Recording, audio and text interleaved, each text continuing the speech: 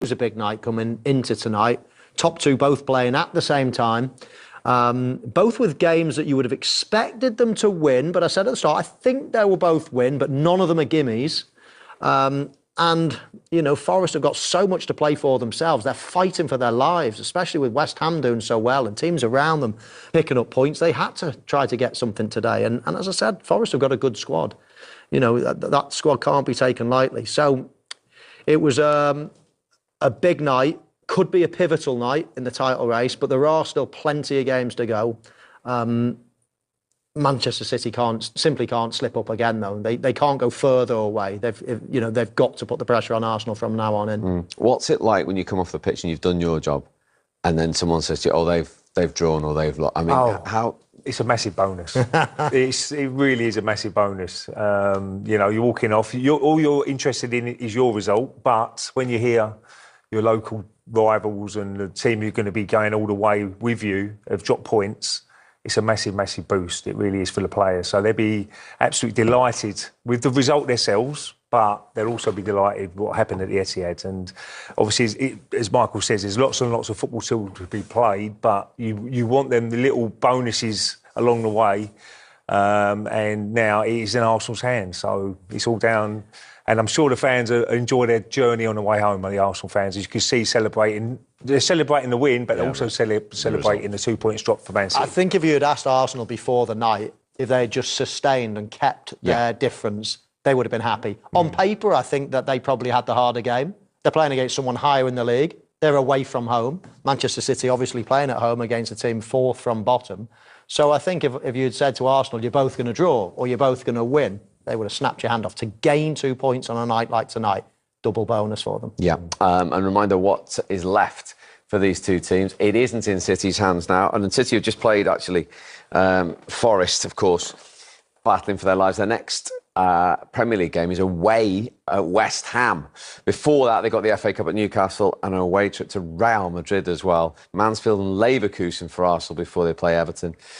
And then, of course, that big game at Wembley between the two, and then the meeting at the Etihad in match week 30. Some huge games there, Steve. But if you just take the Premier League games in isolation, you've got Manchester City going away at West Ham and Arsenal playing at home to Everton. And then you've got Manchester City going away to Chelsea while Arsenal are at home to Bournemouth. And then they play each other, and it's at, obviously, the Etihad. At the Etihad. But those two games, I would almost say that Arsenal have got the easier two games. West Ham away and Chelsea away for Manchester City. They're two difficult games. So, again, from City's point of view, they need to just keep tabs now. They need to keep matching them and then hope that when they play each other, that they win. You're making Ray very excited with that analysis there. No, I certainly believe that Arsenal got the better running. Last year, they probably had the harder running, but this year, certainly there's games there, especially home games. You know, the crowd will be really up for it now because they know they've got that gap. And as Michael says, West Ham are fighting for their lives. Chelsea, we saw their result tonight, a really good performance. So as an easy game at Stamford Bridge. So Arsenal certainly in pole position, as they say. OK, you wouldn't expect him to be any more committal than that, but a huge 3 points. And you've played a lot of those games on the way to your titles where you're not at your best, but you keep a clean sheet and it's just all about the result. Absolutely. They'll be going back on the coach later, really pleased with themselves because they hanged in there. I mean, Brighton were very good. They created lots and lots of chances. But the defence again come out on tops, and it's all when you, as I said before, when you pick that trophy up at the end of the season, you don't analyse every game and say we was poor against Brighton away. You just take the moment when you pick it up. Landmark night for Bukayo Saka. I mean, as he said, for someone so young to get to 300 games. I think quote that Fabian Hertzler has said after the game that we were the only team trying to play football, and I will never have my team to try and win a game in that manner.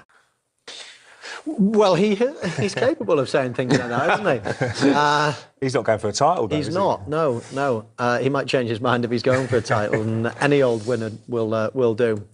Listen, Arsenal have played well for the vast majority of the season, and it's the oldest saying in the book, really. The oldest saying in the football book is, you know, to win the league, sometimes you've got to win playing ugly. Arsenal have done that as well this season. Fair play to them. You know, they find a way of winning, and that starts, in Arsenal's case, with having a real strong base, very good goalkeeper, very organised defence, solid midfield.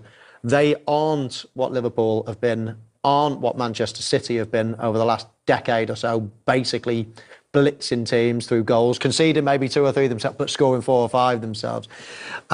So they're not that style of the play. They're very organised, they're well drilled, and as Ray said, as soon as they score 1, you rarely see them not picking up the points. Of course, they had a bit of a blip against Wolves not so long ago, 2-0 up and drawing. But apart from that, when they score, it's, you can just see them shutting out games, closing out games, and they hardly created a thing tonight. But Brighton didn't really look like scoring either. They had a lot of pressure, but Arsenal defended their box really well.